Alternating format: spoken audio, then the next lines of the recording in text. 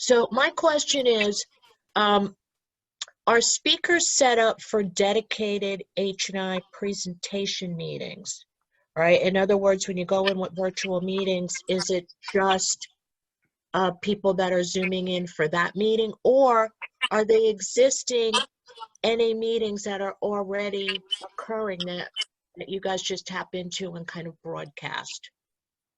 No, we have, like a normal H&I, we have a roster of speakers, and that roster is about 4 months long at a time. So we've got a lot of speakers on that, you know, and we just simply go, on this week it's blah, blah, blah, and blah, blah, blah. On this week it's blah, blah, blah, and blah, blah, blah. You know, we do have the option for facilities to be attending virtual meetings as well, but we don't put them in the same basket as a H&I meeting.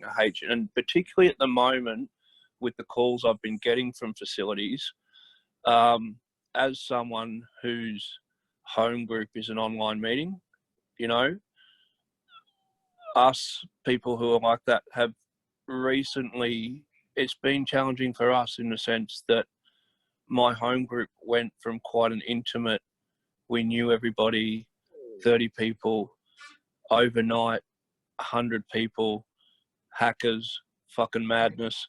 You know what I mean? And Right, so right. it's difficult for us. So at the moment, as that chaos settles, I'm actually suggesting to facilities they're going to get a better clarity of message through a H&I right now.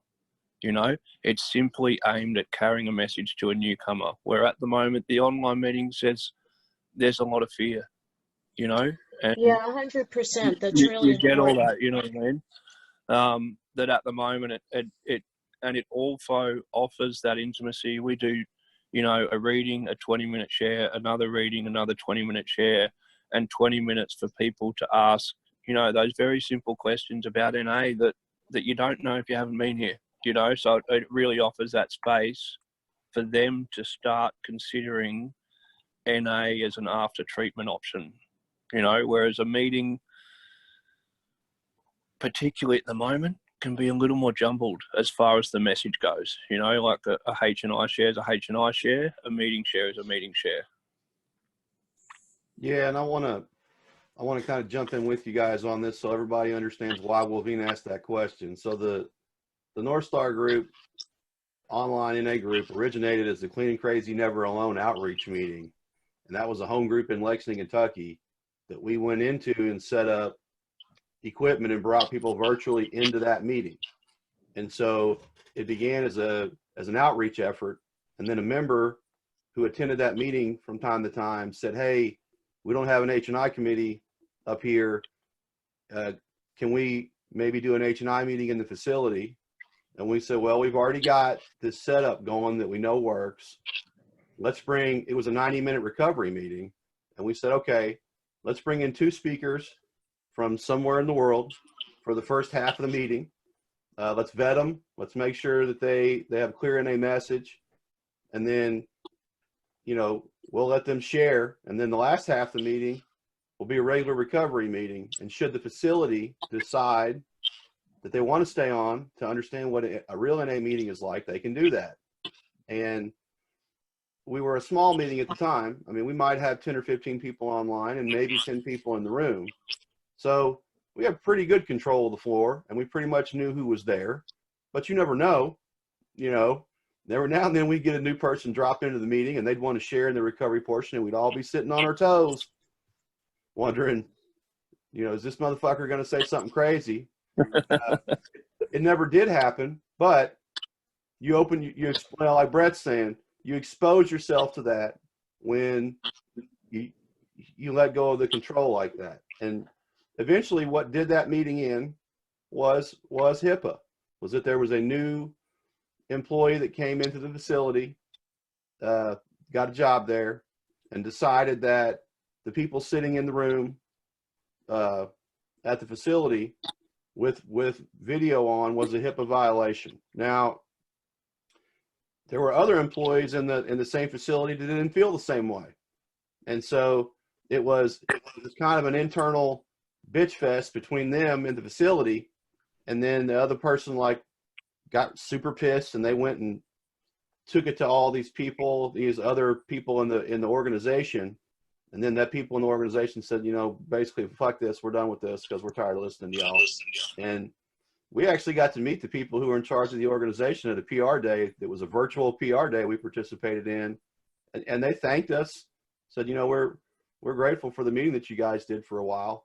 But so that's why Wolvina was asking, is that we kind of combine this thing together of a H&I and outreach meeting, you know, but I definitely would not do that now under the circumstances and what we're dealing with. There's no way that I would do that.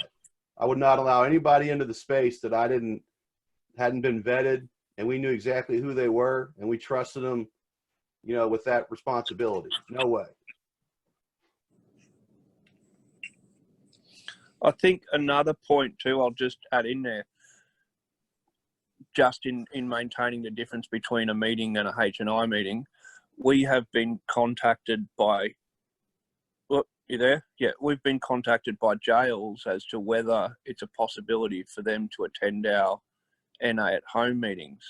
And we've had to, in that situation, refuse them. And we've had to refuse them for the simple reason that we offer no surveillance at any time to our members. You know, and someone coming in from a jail through a jail system is under surveillance, and therefore our meetings become under surveillance. You know, so we've had to, you know, draw that line and go, well, no, we can do a H&I meeting for you guys, but unless we can offer for the safety of our members already no surveillance, we have to, you know, we have to say yes or no when it comes to jails. You know, with facilities, with, you know, treatment facilities, it's a different story. But when it comes to jails, we do have to, you know, be mindful that that's, you know, part of our traditions and what we do. You know, and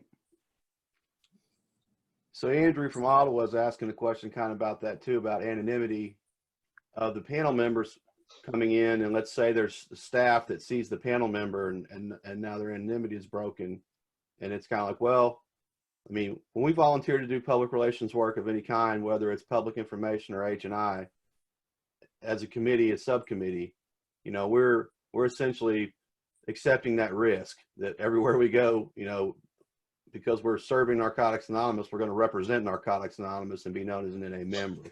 So I would suggest that if you don't want people to know you're an NA member, then be mindful of doing NA service in the public view. You know, we have had people share at our virtual H&I that didn't feel comfortable with video as well.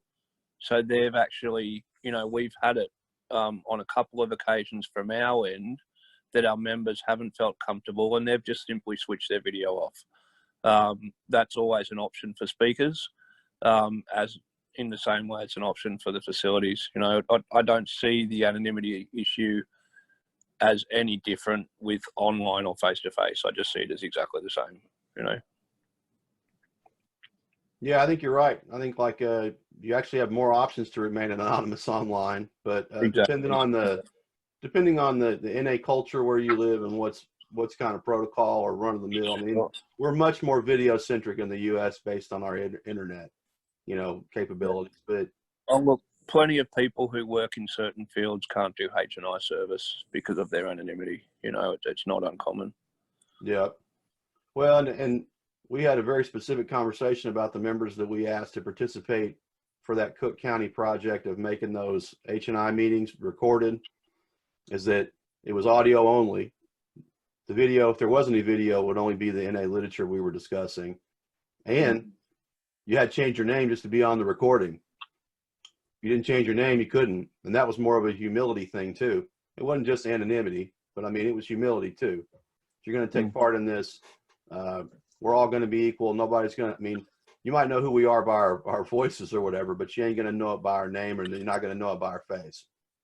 You would have to already know us really well to be able to pick our voice out of millions of voices in the world. So